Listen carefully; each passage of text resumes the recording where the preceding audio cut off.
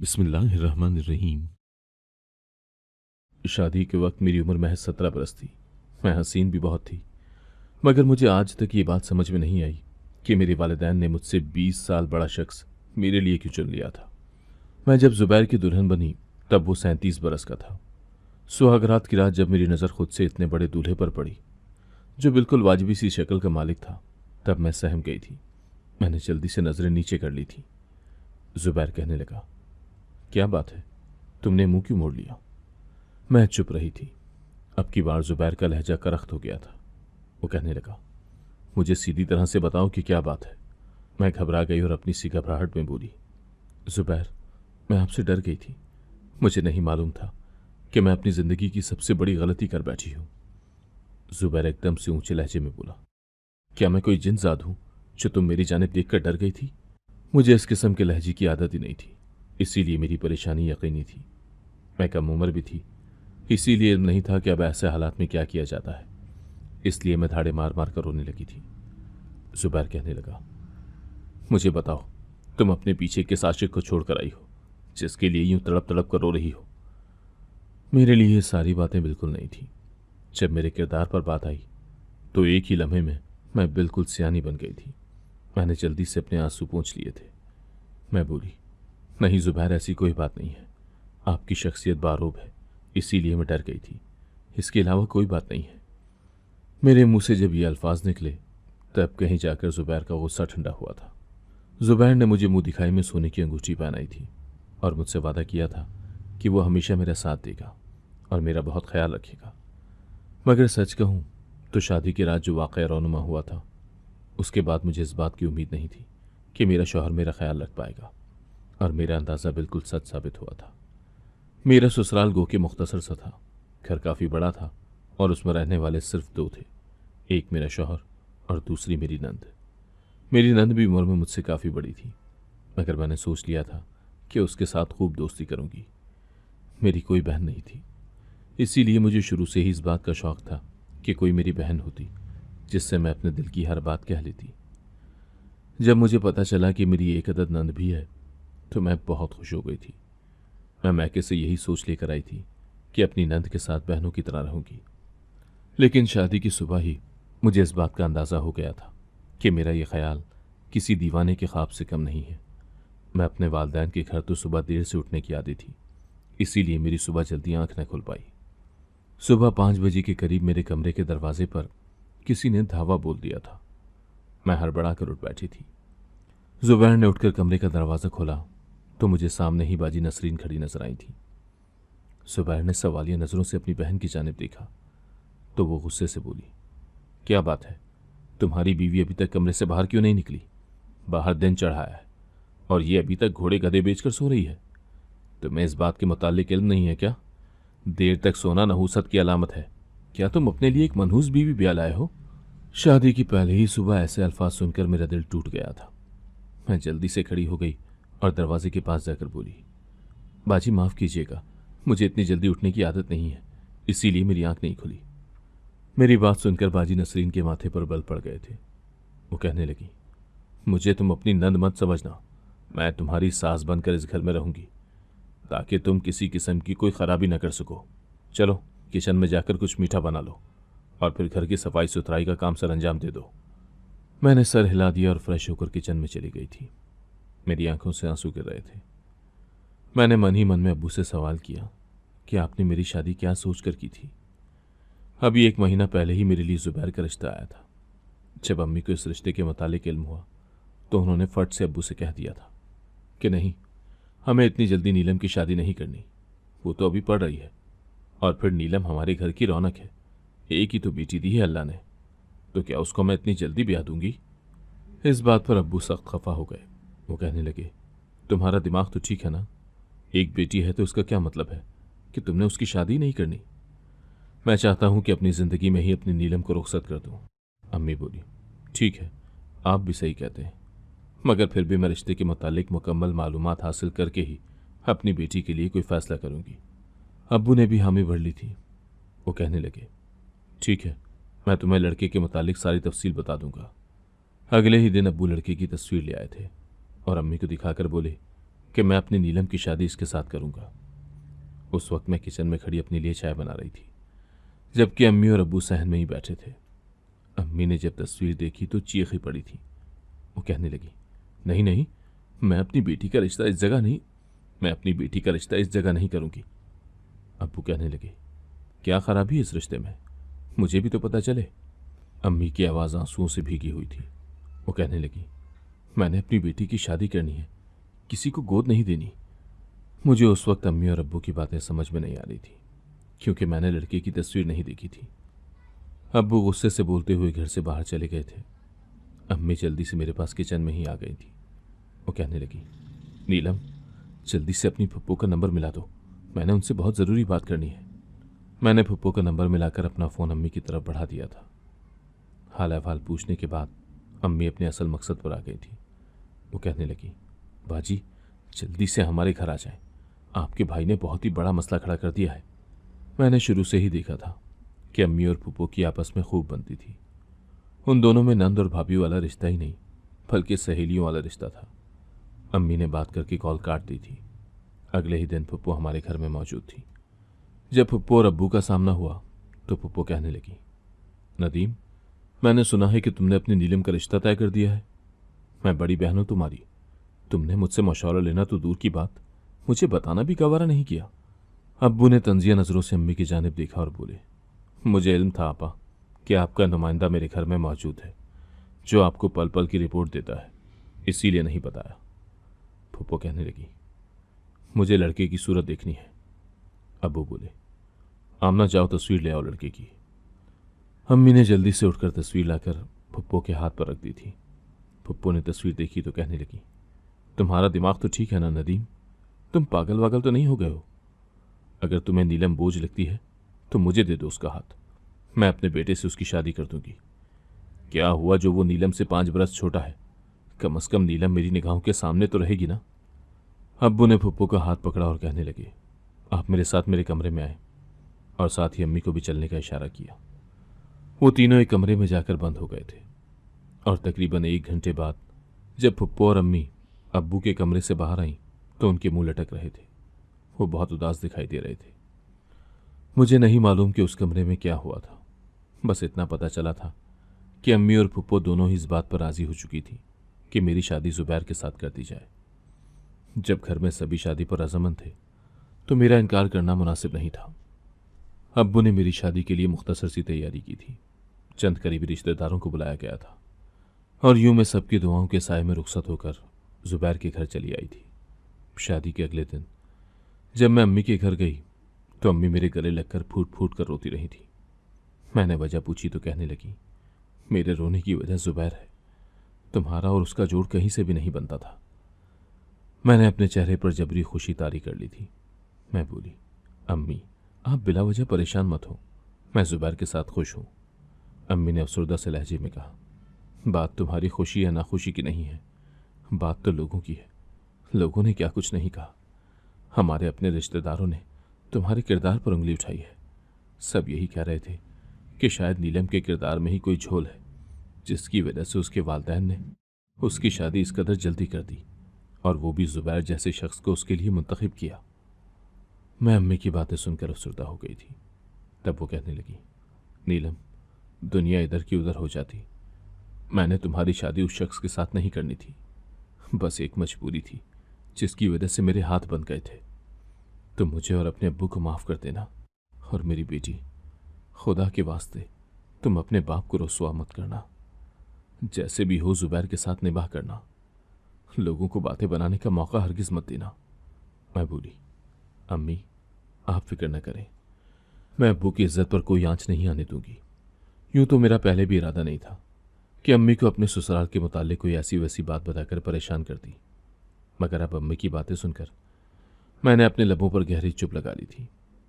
मैं सारा दिन अम्मी अब्बू के साथ रही और फिर शाम में जुबैर आकर मुझे ले गया था।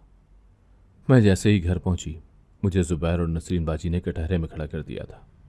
जुबैर कहने लगा, बताओ फिर, तुम मेरी और बाजी की खूब शिकायतें लगा कर आई हो?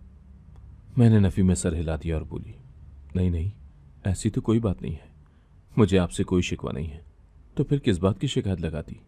बाजी नसरीन कहने लगी, ये तो तुमने ज़रूर ही कहा होगा कि मेरी नंद मुझे सोने नहीं देती। मैं मुस्कुराकर बोली, बाजी, मैं ऐसी वैसी कोई बात घर वालों को बताकर उन्हें परेशान नहीं करना चाहती थी।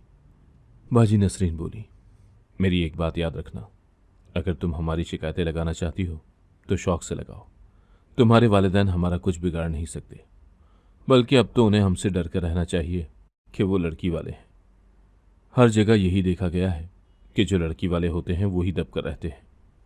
मुझे बाजी की बात अच्छी नहीं लगी थी, मगर मैंने एतराज़ नहीं किया था। मुझे इल्म था कि ये दोनों बहन भाई मेरी इस बात को पकड़कर बतंगड़ बना देंगे। शादी के पहले दिन से ही मैंने इस घर में बहुत सी मुश्किलात देखी थी, दुख बर्दाश्त किए थे। सबसे बड़ा गम तो यही था कि मेरा शौहर भी मेरा नहीं था। वो बस घड़ी दो घड़ी ही मुझसे बात किया करता था, बाकी तो सारा दिन मुझे डांटता ही रहता था, और वो ये सब कुछ शौहरी तौर पर करता था। वो मुझे बेइज्जत करके अपनी बहन को राज़ी करने की कोशिश करता था। न जाने इसके पीछे क्या राज छुपा था कि मेरी नंद मेरी तकलीफ से खुश होती थी। जिस कदर जुबैर का बस चलता वो मुझे तंग करता, और बाकी कसर बाजी नसरीन पूरी कर देती थी। कभी कभी तो मेरा दिल इस कदर नाराज़ हो जाता था कि मैं अपने मरने की दुआ करने लगती थी। इसके अलावा तो मेरे पास कोई और चारा नहीं था। मुझे अफसोस है कि मेरे वालिदैन ने मुझे अपनी मजबूरी की भेंट चढ़ा दिया था। खैर, जूं जूं वक्त गुजरता जा रहा था, मुझ पर जुल्म बढ़ता ही चला जा रहा था। मैं अभी महज 17 बरस की थी, मगर मैंने इतने दुख उठा लिए थे कि जिनका कोई हिसाब नहीं। यूं ही अजियत में दिन रात कट रहे थे जब एक और बुरी खबर ने हमारे घर के दरवाजे पर दस्तक दे दी थी। जुबैर एक दुकान में मुलाजमत करता था। उसकी तनख्वाह भी वाजबी सी ही थी। बस इतना था कि घर का राशन पानी चल रहा था। मेरा शौहर जो कुछ भी कमाता बाजी नसरीन के हाथ पर लाकर रख देता था। उसने मुझे कभी 100 रुपये भी नहीं दिए थे कि चलो ये रख लो अपने पास, तुम्हें ज़रूरत पड़ सकती है, तुम्हारा कुछ खाने को जी चाह सकता है। तुम्हारी उम्र की लड़कियों को तो चटपटी चीज़ें खाने का शौक होता है बहुत। ये सब बातें सुनने को मेरे कान तरसते ही रह गए थे। खैर, ये उस दिन की बात है जब आसमान पे खूब काली घटा छाई हुई थी। बादल बरसने को बिल्कुल ही तैयार थे। मैंने मौसम के बदलते तेवर देखे तो जल्दी से जुबैर के कपड़े इस्त्री करने लगी थी, क्योंकि ज़रा सी बरसात के बाद एक दिन के लिए बिजली बिल्कुल ही गायब हो जाती थी। पिछली बार मैं जुबैर के कपड़े इस्त्री करना भूल गई थी तो उसने मुझे बहुत मारा था।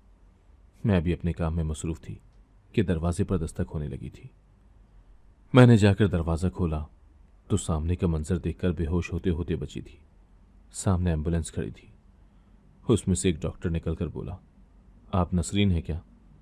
मैंने नफ़ी में सर हिला दिया तो वो बोला, हमारे पास एक पेशेंट है, उनका एक्सीडेंट हो गया है, वो चाहते हैं कि नसरीन भी उनके साथ ही अस्पताल जाए। मैं बोली, रुके, मैं उन्हें बुला कर लाती हूँ। मैं भागी भागी बाजी नसरीन के पास गई और उन्हें सारी बात बता दी थी। वो भी जल्दी से दरवाजे पर आ गई थी। वो एम्बुलेंस में बैठकर चली गई, जबकि मैं घर में ही इंतज़ार की सूली पर लटकती रह गई थी। मुझे इल्म हो चुका था कि एम्बुलेंस में जुबैर है, लेकिन उसने मुझे अपने साथ लेकर जाना मुनासिब नहीं समझा था। वो हर चीज़ में बाजी नसरीन को ही आगे करता था। मैं तो कहीं बहुत ही पीछे रह गई थी। जो भी था, जुबैर मेरा शौहर था। वो मुझे किसी खातिर में नहीं लाता था तो क्या हुआ, मैं तो उसकी फिक्र करती थी ना। मेरी जान सूली पर लटकी हुई थी। इंतज़ार की घड़ियां लंबी ही होती जा रही थी। फिर बाजी ने मुझे फ़ोन करके कोई इत्तला भी नहीं दी थी। रात का अंधेरा जब हर सू फैल गया तब बाजी नसरीन घर वापस आई थी। मैं भागकर उनके पास गई और बोली, क्या हुआ है, जुबैर ठीक तो है ना? बाजी नसरीन ने अपना सीना पीटना शुरू कर दिया था। वो कहने लगी, मनहूस मारी, तुमने मेरे घर की खुशियां खा ली। तुम इतनी सब्ज कदम हो कि सब कुछ तहस नहस हो गया है। मैं खौफजदा सी हो गई थी और बोली, हुआ क्या है बाजी, कुछ तो बताएं। वो कहने लगी, मेरे भाई की टांगें काट दी गई हैं, वो हमेशा हमेशा के लिए माजूर हो गया है। बाजी की बात सुनकर मैं तो धक से रह गई थी। मुझे तो यही लगा था कि वक्त के साथ साथ सब कुछ ठीक हो जाएगा, ससुराल में मेरी जगह बन जाएगी। मगर वक्त ने यह साबित कर दिया था कि अब तो कुछ भी ठीक होने वाला नहीं है। बाजी सुबह शाम मुझे ताने देती रहती थी। एक हफ्ते बाद जुबैर भी घर आ गया था। मैंने उसको एक हफ्ते बाद ही देखा था, क्योंकि जब भी मैं बाजी से कहती कि जुबैर को देखने के लिए जाना चाहती हूँ तो वो आगे से कहती कि यह गलती भूल कर भी मत कर लेना, वो बहुत गुस्से में है, वो इस सब का जिम्मेदार तुम्हें ही समझता है। और तब मुझे यही लगता था कि बाजी ये सब बातें अपनी तरफ से ही करती हैं। वो मुझे तंग करना चाहती हैं। आज जब जुबैर आया तो मैं जल्दी से उसकी जानिब बढ़ी थी। मैं बोली, जुबैर, अब आप कैसे हैं? ज़्यादा तकलीफ तो नहीं है?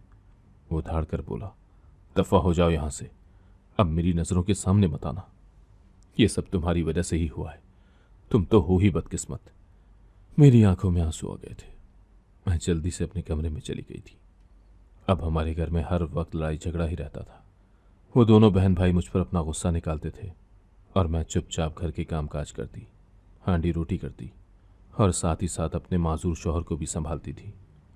मैंने अम्मी को फ़ोन करके अपने शौहर के हादसे के मुतालिक बता दिया था। वो इयादत के लिए आई तो मेरे शौहर ने अम्मी के साथ बहुत बदतमीज़ी की थी।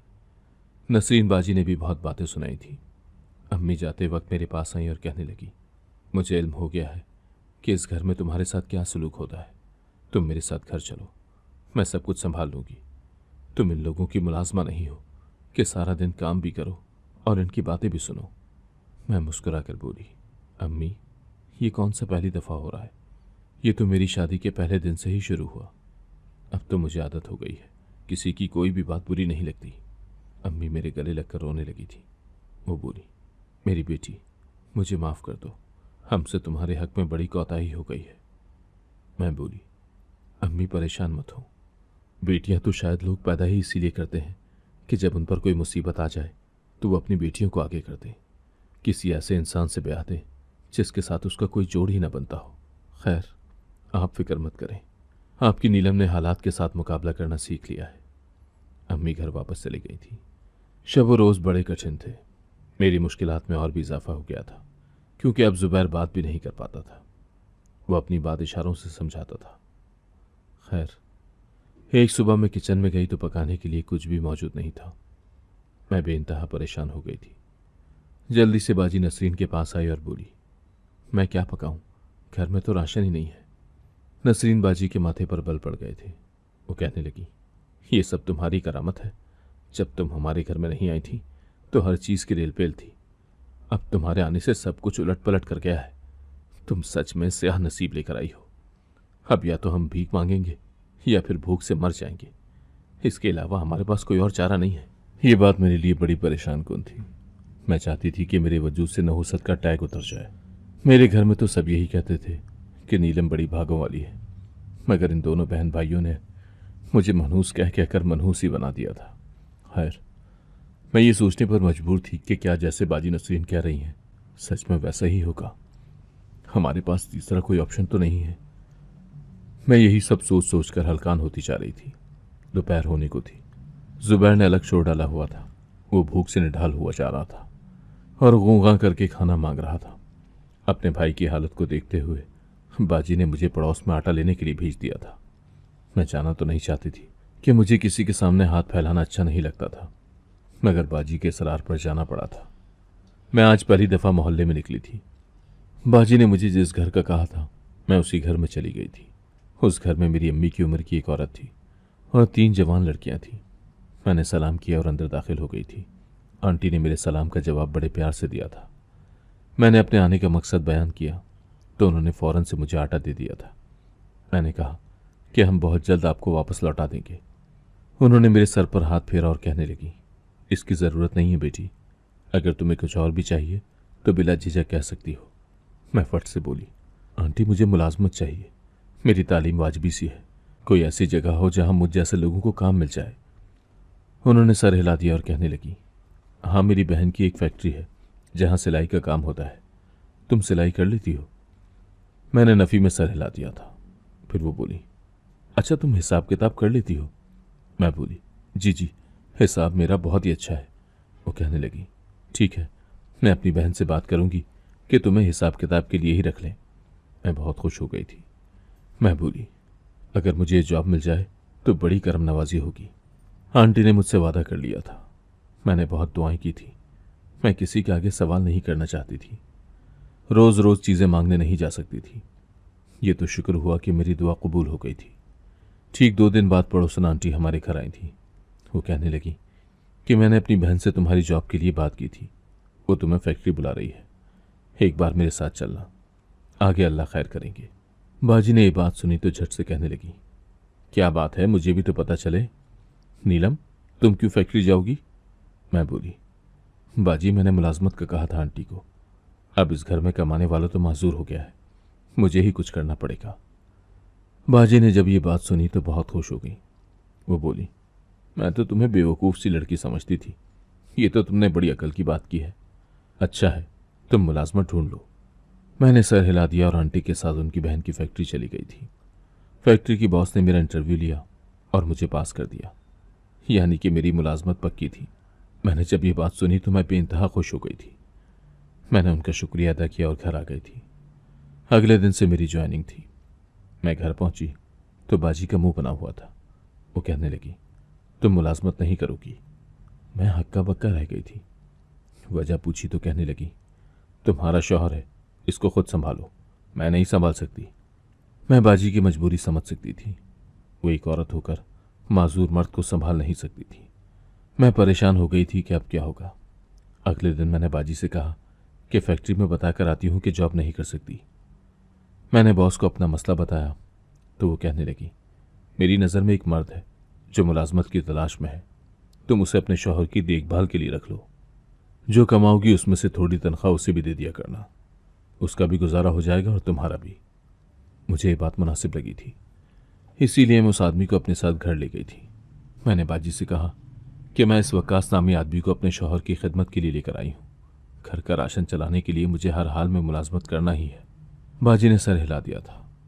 मुझे तो लगता था कि अब शायद कुछ न कुछ ठीक हो ही जाएगा, मगर शाम में जब घर आती तो ये देखकर हैरान रह जाती कि मुलाजिम नंद के कमरे में सोया होता और मेरी नंद शौहर की खिदमत कर रही होती। मुझे ये चीज़ें परेशान कर रही थी। मैं बाजी से इस्तफसार करती तो वो कहने लगती कि बेचारा सुबह से जुबैर को संभाल रहा था, अब घड़ी भर के लिए आंख लगी है इसकी, इसे सोने दो।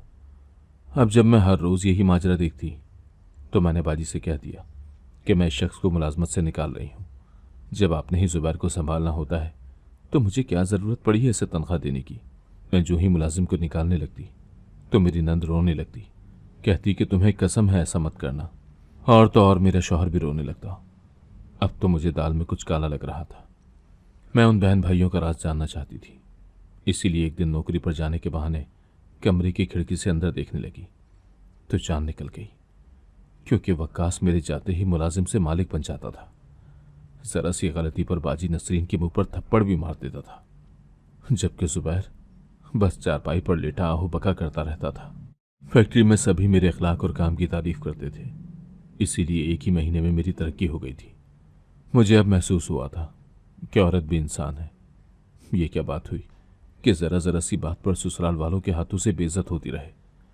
मुझे अपने हुकूक का पता चल गया था। मुझे अब समझ में आ गया था कि मुझे एक ऐसे माजूर शख्स के साथ नहीं रहना जिसने कभी मुझे अपनी बीवी नहीं समझा था, हमेशा मेरा हाकिम बनने की कोशिश की थी, मुझ पर जुल्म किया था।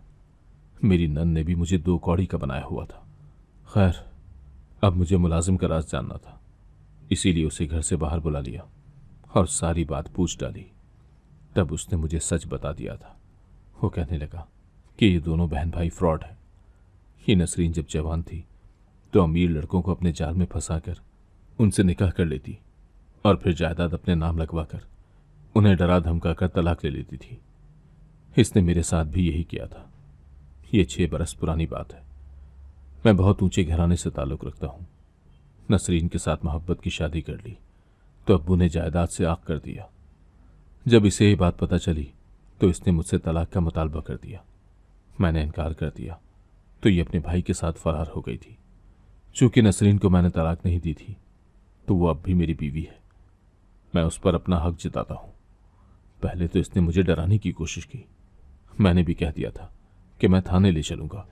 मैंने नसरीन की वजह से बहुत परेशानी काटी है। पैसों के बगैर वक्त बड़ी मुश्किल से कटता है। अब मुझे सारी बात समझ में आ गई थी। ये दोनों बहन भाई पार्टनर इन क्राइम थे, जब भी तो एक दूसरे पर जान छिड़कते थे। मैं अपने वालिदैन के घर पहुंच गई और उन्हें अपना फैसला सुना दिया कि मैं जुबैर के साथ नहीं रहना चाहती। आप मुझे अपने घर में रखेंगे तो ठीक है, नहीं तो मैं हॉस्टल चली जाऊंगी। अब्बू ने मेरे सामने हाथ जोड़ दिए और बोले, बेटी माफ़ कर दो मुझे, मैंने तुम्हारे साथ बड़ी ज्यादती कर दी। दरअसल चंद बरस पहले मैंने जुबैर से कुछ रकम उधार ली थी। उसने मुझसे कागजात पर साइन करवा लिए। मुझे यह नहीं था कि वो मेरे साथ फ्रॉड कर रहा है। उसने साइन इस बात पर करवाए थे कि मैंने उससे सूद लिया है, जबकि ऐसा कुछ भी नहीं था। अब जब उसने रकम का तकाजा किया तो मैं दंग रह गया था। उसने कहा कि अगर तुमने मुझे मेरी रकम सूद समेत वापस न की तो वो कानूनी चाराजोई करेगा, और अगर मैं ऐसा नहीं चाहता तो मुझे उसके साथ अपनी बेटी की शादी करवानी होगी। मुझे माफ़ कर देना, मैंने बहुत गलत किया। मुझे किसी सूरत तुम्हें कुर्बानी का बकरा नहीं बनाना चाहिए था। मैंने अब्बू को माफ़ कर दिया था और जुबैर से तलाक ले ली है। मैं अपने पैरों पर खड़ी हूँ, अपना कमाती हूँ। किसी की जरूरत नहीं कि मेरे सामने कोई ऊंची आवाज़ में बात भी कर सके। जबकि नसरीन और जुबैर अपने किए की सज़ा काट रहे हैं, एक अपनी बीमारी की सूरत में तो दूसरी वकास की सूरत में। अपनी बेटियों को जल्द ब्याहने के बजाय उन्हें पैरों पर खड़ा करके अपने हुकूक के लिए आवाज़ उठाने के काबिल बनाकर उन्हें रुखसत करना चाहिए, क्योंकि लड़कियां भी इंसान हैं, वो ज्यादती की मुस्तहिक नहीं है। अगर आपको आज की कहानी पसंद आई है तो वीडियो को जरूर लाइक कीजिएगा और अपने दोस्तों के साथ भी शेयर कीजिएगा। और हाँ, अगर आपने अभी तक हमारा चैनल सब्सक्राइब नहीं किया तो जरूर सब्सक्राइब करें। मिलते हैं कल एक नई और दिलचस्प कहानी के साथ। अल्लाह हाफिज।